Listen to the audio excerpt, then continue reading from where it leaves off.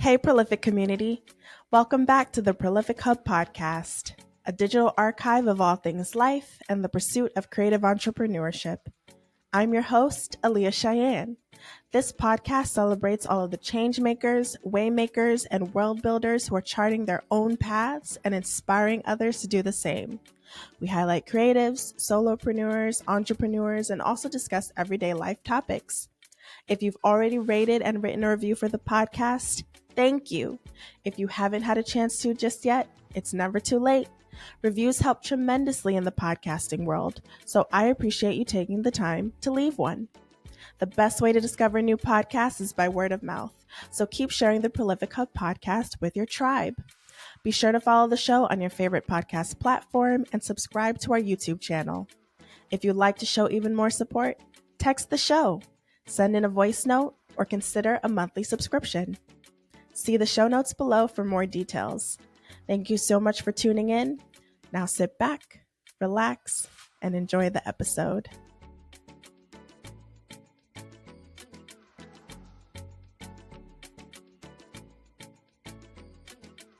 I saw something recently that basically said that if you are a creative, you are an entrepreneur.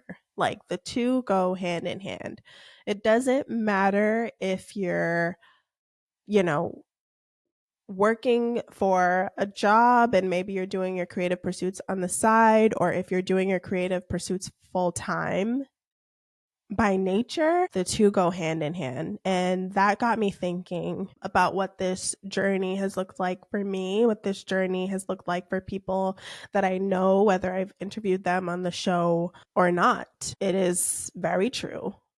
To have an enterprising spirit is a unique spirit to have. And I think that there's so much value in many of the meaningful ways that people contribute to the world, whether you're doing something that's rewarding and fulfilling and that you love, that's, helping to build the vision of someone else, or whether you're pursuing the path of creating your own vision in the world and manifesting that in the world, or even if you're just doing what you have to do to survive and make ends meet so that you can find some semblance of joy outside of that aspect of your life. I think that's really important. And I've been thinking about terminology and language a lot recently, especially jumping into this space of wanting to do my own thing. And it's been entrepreneurship. And I'm like, girl, there has to be another term to describe what you're doing. And I'm realizing that I might not be an entrepreneur yet. I might just be a solopreneur. And I had to actually look up the difference between the two. Like, an entrepreneur has an established team, like they have a team on payroll, like these people that they are responsible for, these people that work for whatever organization or entity or company or whatever you want to call it, who are helping to make that founder or that CEO or that leader's vision come true. Solopreneurship is a little bit different because most of the time solopreneurs are people who are either doing everything in-house themselves, literally everything, or they're working with contractors or vendors to help with some aspects of their business, but essentially they are the ones doing everything. And it's been making me think a lot about just my position in this space. I definitely fall into the solopreneur category. Like, I am doing everything, and when I have the resources to do so, I can look to support, I can look to bringing on support, but that's not always the reality. A lot of it does fall on me. And I am learning about how to navigate aspects of that with my personality, especially as someone who doesn't want to grind myself down to dust. Like, I refuse to do that. And I still believe that it's possible for me to show up in the world and do what I feel like I am meant to do and called to do through my business. But I've been thinking about that a lot, and I've been thinking about my position in it. I know some people may be tired of hearing about race, but if you're tired of hearing about race, that means you might have the privilege not to think about it. So for the rest of us that don't have the privilege not to think about it, like at the end of the day, like my identity, I am a Black woman navigating this world. And I think about that a lot in business, especially when it comes to pursuing opportunities, landing opportunities, putting myself out there in certain spaces. Like I find myself, either wanting to participate or participating in certain spaces, but having to do a check about whether or not certain spaces are safe enough and comfortable enough for me to not, I don't want to use the word comfortable because sometimes you have to push yourself outside of your comfort zone. But if I'm having to check and see what spaces might be safe for me to show up in, because are there going to be other people that look like me there, or am I walking into a space where I'm going to be ignored or diminished or not paid attention to for whatever factors, or some people might be overly interested in because I'm coming in as a token. Like there's so many things that I have to think about in certain spaces, but one of the things I think about is what it looks like to be starting a business and growing a business as a Black woman. And I heard a clip recently. So Miles Worthington is someone who I follow on LinkedIn. And I don't know Miles personally, but I am name dropping because I'm manifesting having him on the podcast someday. Miles founded his company, Worthy, which is a marketing and communications firm that is, led by a man of color, employs people of color, like centers those experiences and provides that representation in a space that is not dominated by us. And Miles coined the term underestimated audiences when referring to, marginalized groups that marketing firms and communications firms often don't consider or think about when they're creating all kinds of campaigns, from commercials to social media, which is insane because as we've seen time and time again, Black culture, Indigenous culture, like these groups of people oftentimes are starting trends and leading trends that blow up and often alter the course of certain ways that groups advertise or certain ways that groups communicate. This is all started by Black and Indigenous cultures most of the time. So it's interesting that despite being trendsetters, these groups are often ignored when you're at tables or you're in rooms deciding on how you're going to run your next campaign. And what I love about Miles's work is that he coined the term underestimated audiences. So instead of using terms like underrepresented or using terms like marginalized groups, you're replacing that language with underestimated. Black people have billions of dollars of spending power despite the narratives and the stereotypes that exist.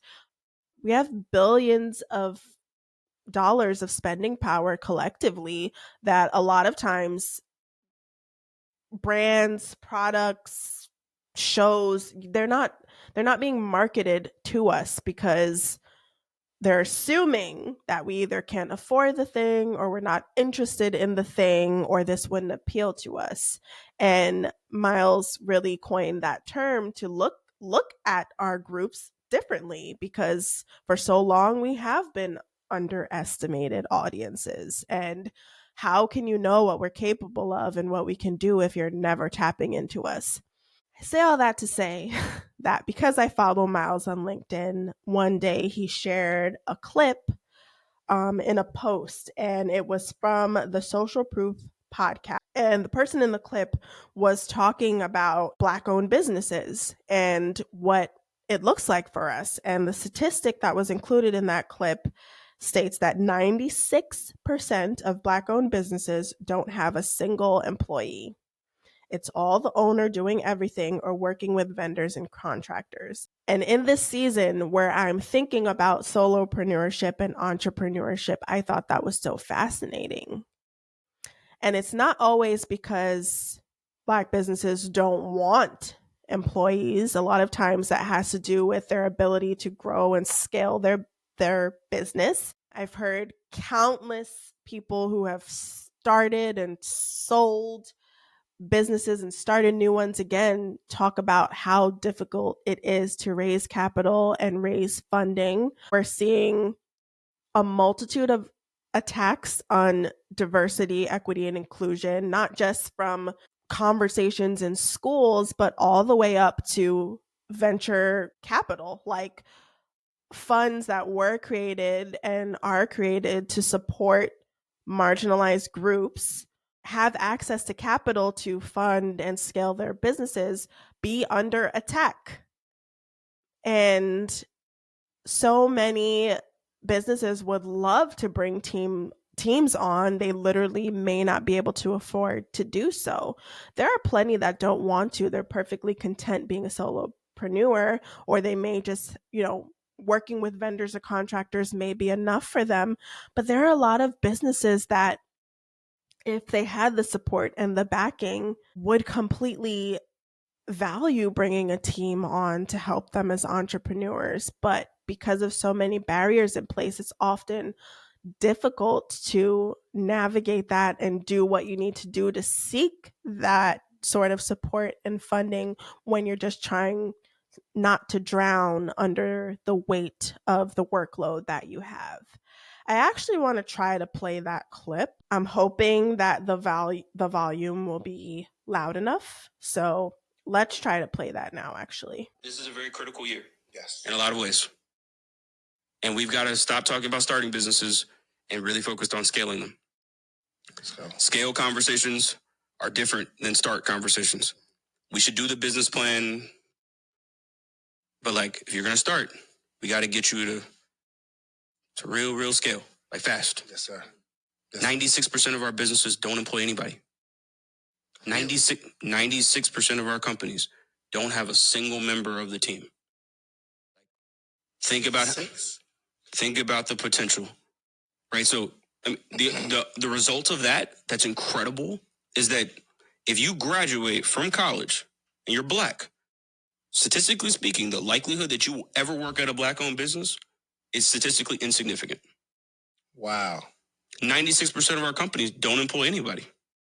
So when we're having these conversations about closing the wage gap and the overall income inequality gap, unfortunately, there aren't enough of our businesses that are employing people to help to disrupt that. We're almost entirely dependent on everyone else to give us an opportunity.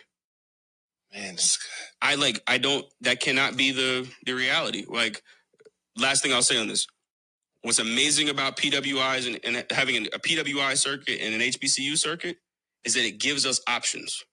Mm-hmm. When you're graduating from high school, you decide. Yeah. Okay, when those people, no matter what school you went to, graduate, what is the equivalent landscape that exists out there? It doesn't exist. So you can graduate from an HBCU, but you're probably going to work at a PWI, no matter what happens. So we've got to disrupt that, right? And there are ways to do it. We got to get our businesses to scale so that when people are graduating, they can say, you know what? Do I want to work at that PWI, which may be a good opportunity? Or do I want to go work at this HBCU? I like that. And I believe when options occur, the PWIs are going to start looking over and being like, well, we got competition in the marketplace. We've got to make this a good place for Black folks to work. We've got to have with no actual alternative in the marketplace. We just have DEI talks ad nauseum. We just have book reports over and over and over again. But if you legitimately knew that your vice president could leave, not to go to another PWI, but to go to an HBCU that is competing against you and directly targeting not just customers in their community, but everybody else, now we're in a whole different world. So that's why scale is important, right? Because you're having different conversations. You're starting to recruit talent I remember when we hired the first person that worked at a Fortune 500 company to come to us. I'm like, doing it. Well, what's up? Yes, I'm taking talent out the Fortune 5. Yeah. And not for the discount. Like that optionality starts making people have to. I like that. 2024 is the year of scale for everybody. Yes, us, but everybody. We have to stay focused there so that like when our kids walk across the stage, that it's more than 4% of companies that they have a shot to go work at. Those 4% can't hire everybody. Yeah. So we need the 96% to grow so that we have a lot of small and medium-sized businesses that like folks have a shot at.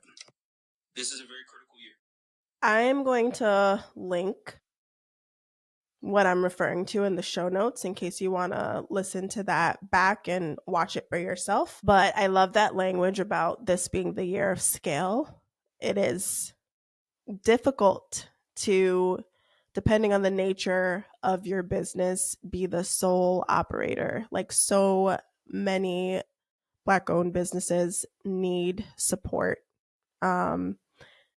And so many are not able to get that support as quickly as they need to. So, in a lot of cases, the business might go under, or the business might not be as quote unquote successful as it could actually be had it had the support that it needed to do that. So, I am thinking about a lot of things, and I'm thinking about what this looks like for me, like my vision for myself with my communications business, and also running this show like a business. I'm thinking about scale. I think in their current forms, as I've mentioned before on the show, they're not always sustainable for me to just do on my own. Like burnout is real. So I'm doing some evaluating about what this looks like for me, how I want to show up in certain spaces, what that looks like in terms of taking on new clients for my communications consulting business, what that looks like for, scaling and moving this show forward to the best of my ability while I feel called to do it. And just a lot of thinking and a lot of thinking about just the language from that clip about presenting more opportunities for us to have the businesses for others to work at and support. I know what it feels like. I didn't go to an HBCU. I don't know what that feels like, but I know what it feels like to be very firm in my identity and to work in PWI, predominantly white institutions, where I don't feel connected or a part or seen, because those environments aren't created for or by people who are different to really thrive in. And it has me thinking a lot about what sort of opportunities I want to create in the world, but also many of the Black owned businesses that we hear about or see or support, what it looks like for them to scale. So just a lot of thinking in this season. So if you are someone who identifies as a creative or a solopreneur or an entrepreneur, I invite you to think about what that means and looks like for you. If you are a Black owned business or a woman owned business, minority, I hate that word kind of. I had a sidebar. I had a professor in undergrad. He taught a Black studies course, and he also hated the word minority. And he made me think about it, and all his students think about it in terms of, what does the actual global majority look like? Because the global majority is brown and Black.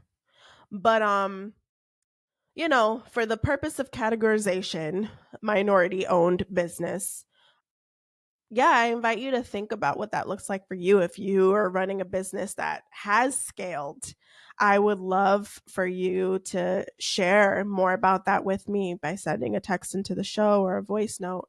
If you are a Black or unquote minority owned business or woman owned business, or a non-binary business, like however we talk about these marginalized terms. If you identify as someone who fits any of those categories and you have a business but you're struggling to scale it, and maybe you view yourself as a solopreneur for now, but you're hoping to become someone who is an entrepreneur and have a team at some point, I'd also love to hear from you as well in a text message or a voice note.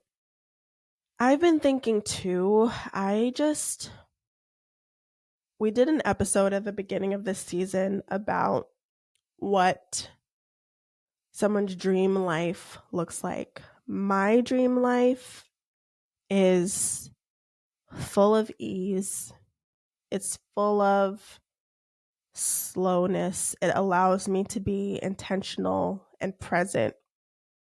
It allows me to work on the things that I feel strongly about and that I feel passionate about. My dream life doesn't necessarily involve hard labor. Like, I don't want to do that. Like, I don't know where this desire for ease comes from. I don't know if it's just like surviving this system and this world right now, or I don't know if it's like maybe ancestors I've had in my lineage who did not have the opportunity to rest, who are just adamant about me healing that for them. I don't know where it comes from, but I don't want to grind myself down to dust. I really don't. And when I think about solopreneurship versus entrepreneurship, I actually think, at least in this season of my life, I don't know how I'll feel down the line, but I actually feel pretty strongly right now about solopreneurship, but not to the extent that I continue to do everything by myself. Like, I am pursuing grant funding for different things so that I can bring on support to help me with my business. And that means working with contractors or vendors to alleviate some of my time and my energy when I, be able to work with someone on a contract basis to help me with certain aspects of my business.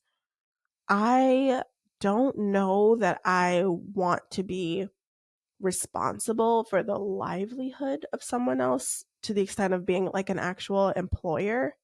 Like, I don't know if that's for me. I don't know. Maybe it is, but right now, like, the thought of that is one that I'm grappling with and thinking about.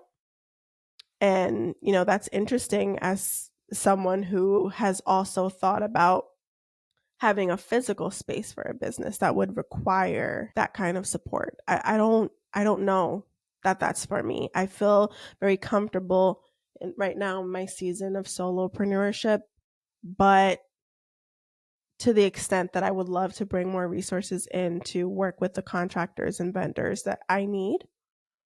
And I think a lot about what I want my life to look like and feel like, more than look like, what I want my life to feel like. And I don't think I want to be tied to one place or one location. I want the ease and the mobility of being able to pick up and go and being able to do my business from anywhere, to the point where maybe I'm staying somewhere else in another location, and it could be for a vacation, but it could also just be because I'm working and I want a new environment. Like, I don't want to be stationary. I don't want to be in one location. I want the flexibility and the freedom and the privilege of being able to move around.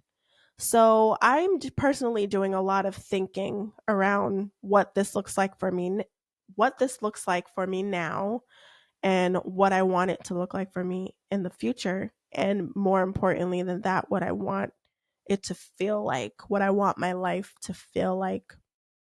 I try my best to practice being present when and where I can. So when I'm stealing moments of just deep pleasure and joy and gratitude and satisfaction for a moment in time, and it could be the simplest thing. It could be being outside with my dog. It could be on a walk. It could be, sitting on the porch with my grandmother and enjoying the nice weather, even if I have my laptop on my lap and I'm working at the same time. Like, I'm still grateful for those kinds of moments. And I try, when I'm in that moment of gratitude or pleasure or ease and flexibility, I try to really ground myself in it and be extremely present for that moment instead of just moving through it and not really allowing that feeling to settle into my body. And I think what solopreneurship or potentially entrepreneurship looks like for me and feels like for me is, in the long term, not saying that there will never be stressors, because there will always be stressors and factors outside of my control. But in the long term, it feels simple. It feels easeful. It feels like I have control over my time and my day and how I move through the world and how I show up in spaces. So, once again, a ramble, but something that I'm pondering and thinking about in this season. And I invite you to think about, if you've already thought about it and you're doing it. Like I said, text a show or send a voice note. I would love to hear from you and know what you think about that. So we've talked about the solopreneur and the entrepreneur, but have you ever heard of the maturepreneur? Well, next week, we're going to be speaking with Jeanette Anderson, and Jeanette is going to be sharing more about maturepreneurs and maturepreneurship and what it takes to thrive in the entrepreneurial space at 55 and above. But she also shares a lot of wisdom and a lot of incredible advice for people of all ages, whether you're just getting started or whether you're a seasoned entrepreneur. If you have a friend or a family member, whether that be a parent, an aunt, an uncle, an older cousin, anyone of any age who might be interested in entrepreneurship but not sure if it's something they can pursue at an older age, this is definitely the episode you want to share with them. But I also recommend that you tune in, because there is so much incredible advice and guidance around entrepreneurship and what untapped markets we're seeing at this time. And I really enjoyed my conversation with Jeanette. So be sure to tune in next week. Thank you so much for listening today, and I will catch you back here next week. Hey friend, if you made it this far, you're a rock star. Thank you so much for tuning in to this episode. The Prolific Hub podcast is hosted and produced by me, Aaliyah Cheyenne. If this episode resonated with you, please leave a 5-star rating and positive written review. Reviews help tremendously in the podcasting world, so I appreciate you taking the time to leave one. Be sure to share this episode with a friend and follow the show wherever you get your podcasts. Follow the Prolific Hub Pod on your favorite social media platforms to stay connected. Consider supporting the show with a monthly subscription, or send us your thoughts on this episode via text or voice note. Find all of the juicy details in the show notes below. Catch you on the next episode.